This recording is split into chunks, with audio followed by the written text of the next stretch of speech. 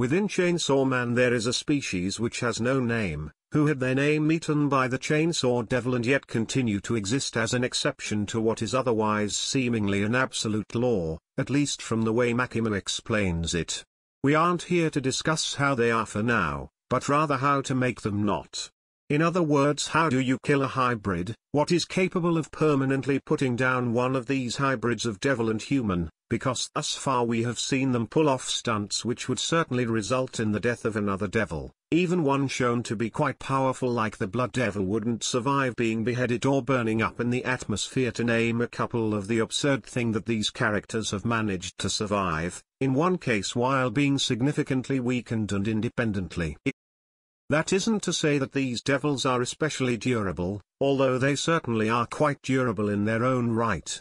The main advantage these devils seem to possess is that these human body is less of a living breathing organism and more of a suit which is animated by the devil within them. To this end their bodies can take immense amounts of damage and still be revived using only a small amount of blood, because even if they are reduced to mincemeat, provided the devil which they are bonded to isn't destroyed, they continue to live and can regenerate. Not that the devil actually needs to remain in their body, and in some cases might actively not be within their bodies or possess a deeper connection between them, meaning that the devil and the human body have essentially become one, perhaps resulting in a flimsy form of immortality.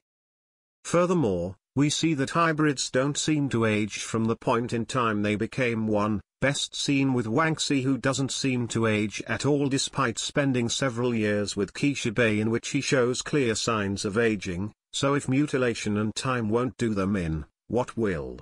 The most obvious way, but also the most complex, would obviously be to find out what their original contract was with that devil they are bonded to and break that contract. Makima came to the intention that this would be enough to kill Denji and return Pochita to his true Chainsaw Man form so that he could continue to rampage through hell. This is obviously very difficult, as we saw with what happened with Denji. Makima had to go to extreme lengths to even try and break the contract, and in the end, she failed spectacularly. That was with her knowing exactly what their contract is. Now imagine if she didn't know the specifics, because Denji was like a devil hunter and kept the specifics of his contract a secret from even Makima. Without some dumb luck or gaining their trust through some extensive means, it is unlikely you would ever learn what their contract entails, well, unless you're the blasted control devil, who at the time of having them under her control could and probably did learn about the specifics of their contracts in case she ever needed to dispose of them. So how do you kill them then if breaking their contract isn't an option? Well, that's the question, isn't it? The other means which seems to be plausible is the idea of using the Chainsaw Devil to consume them, but not erase them, rather erase their contract, as it seems was possible with regards to Makima, who was unable to regenerate after being cut up and consumed by Denji, despite the fact she should have been able to per the contract she made with the Prime Minister of Japan. To this end I conclude that as a hybrid and not in the Berserker state, the Chainsaw Devil grants the ability to consume contracts, and not fully erase the individual or what they represent, as was a big concern with regards to Makima being consumed, at least for me during the last few chapters. So, is that it? Is the only two ways to actually put the hybrids down for good to either break their contract, which is an almost impossible defeat for anyone who isn't Makima or the new Control Devil, or have them be consumed by the Chainsaw Devil in a hybrid state? If that is the case, then the chance of them ever actually dying permanently is slim to none, and I doubt that even the primal fears could put them down for good.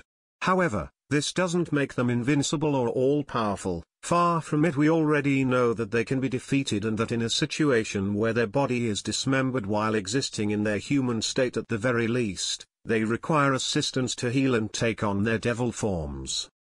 Also, another thing to consider with these hybrids is that while they can't die and their bodies are essentially immortal, their minds are not. We have already seen Denji fall into depression, despair, and suffer from other mental issues throughout the series, both before and after he became a hybrid. So, here comes the actual explanation on how you actually kill one of these devils, without the needs of breaking some sort of mystical contract or using some very specific devils. What you need to do is break their minds, inflict suffering so great that they simply cease to function as a person. Their bodies might live but the person they were is dead. Of course, you could make use of certain devils to make this easier. The first which comes to mind is the Cosmos Devil, who could shatter the mind of pretty much any devil or human, leaving them essentially brain dead without actually inflicting any sort of real harm to their bodies. But let's say you don't have access to a very specific devil like that. Well, then you turn their regenerative abilities into a device for suffering. You torture them with measures which would kill any regular devil or human. You could dip them into liquid metal or peel their flesh off a little at a time. It could certainly take time, but when it comes to finishing off what is essentially an unstoppable murder machine, time is the least of your concerns.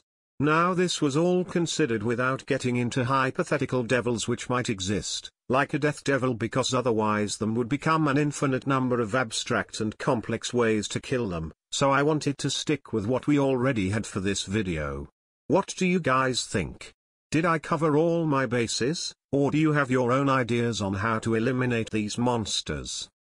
If you have your own ideas on how to kill these monsters, feel free to leave it down in the comments below. I love to hear about your own imaginative ideas, and perhaps together we can fumble our way through this story and further appreciate the masterpiece that Fujimoto has given us.